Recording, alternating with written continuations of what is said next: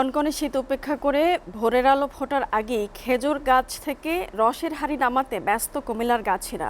টাটকা রস কাঁধে নিয়ে এরপর ছুটে চলেন বিক্রির উদ্দেশ্যে রাস্তার ধারে। সেখানে ভোর থেকে দূর দূরান্ত থেকে আসা ক্রেতারা অপেক্ষায় থাকেন খেজুরের রস সংগ্রহের আশায়। চিকিৎসকরা খেজুরের রস পানে সতর্কতা অবলম্বনের পরামর্শ দিচ্ছেন। কুমিল্লা থেকে রফিকুল ইসলামের পাঠানো তথ্য ছবিতে ডেস্ক প্রতিবেদন। কুমিল্লায় একসময় গাছিরাই রসের ভার কাঁধে নিয়ে বাড়ি বাড়ি ছুটে বেড়াতেন, কিন্তু সময়ের পরিবর্তনে এখন দৃশ্যপট পাল্টে গেছে। চাহিদা বেড়েছে কয়েক গুণ, অথচ সরবরাহ কম। ফলে ক্রেতারা গাছিদের কাছেই দরদাম করেও পাচ্ছেন না কাঙ্ক্ষিত খেজুরের রস। নিপা ভাইরাস থেকে বাঁচতে রস সংগ্রহে নেওয়া হচ্ছে বিশেষ সতর্কতা। পদ্ধতি অবলম্বন করি সেটা হচ্ছে যে নেট ব্যবহার করি, সেক্ষেত্রে বাদুর কোনো সুযোগই নাই যে সেটাতে মুখ দিবে বা সেখানে বসবে। আমি তো এই খেজুর গাছ কাটি মনে করেন আজকে 20 বছর এনে। আমরা দুইটা ভাই আছি, দুনো ভাই গাছ কাটি সিজন কাল আইলে। অসিজনদার গাছ কাটা যায় না, সিজনে গাছ কাটন লাগে। জেলার 17টি উপজেলায় এখনও টিকে আছে বেশ কিছু খেজুর গাছ।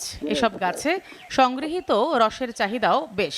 পরিমাণে অল্প হলেও রস পেয়ে খুশি স্থানীয়রা, কেননা শীতের মৌসুমে খেজুরের রস আর পিঠার সম্পর্ক নিবিড়। শীতের শুরুতে ঘুঁটি লাগায় রস সংগ্রহ করার জন্য, তখন থেকে কিন্তু আসলে কাঁচা রস খাওয়ার একটা আগ্রহ জাগে। এটার চাহিদা হচ্ছে বেসিক্যালি এটা একেবারে খাঁটি, সরাসরি একেবারে খেজুর গাছ থেকে সংগ্রহ করা হয়।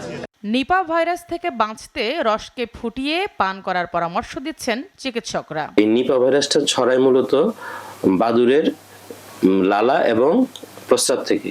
অন্তত 70 থেকে 80 ডিগ্রি সেলসিয়াস তাপমাত্রায় সিদ্ধ করে খেলে তখন আর এই ভয়টা থাকবে না। খালি কলসি রেখে দিলে ভরে যায় রসে, সেই রস দিয়ে যা মন ভরে সুবাসে। একসময় খেজুর রস নিয়ে এই প্রবাদটি বেশ প্রচলন ছিল। কুয়াশা ঢাকা ভোরে খেজুর রস যখন বিলুপ্তির পথে, তখন কুমিল্লায় কিছু খেজুর গাছ টিকিয়ে রেখেছে হারিয়ে যাওয়া ঐতিহ্য। একই সাথে নতুন করে খেজুর গাছ রোপণের বিষয়টি গুরুত্বের সাথে বিবেচনা করতে সংশ্লিষ্টদের প্রতি আহ্বান স্থানীয়দের। SATV news desk.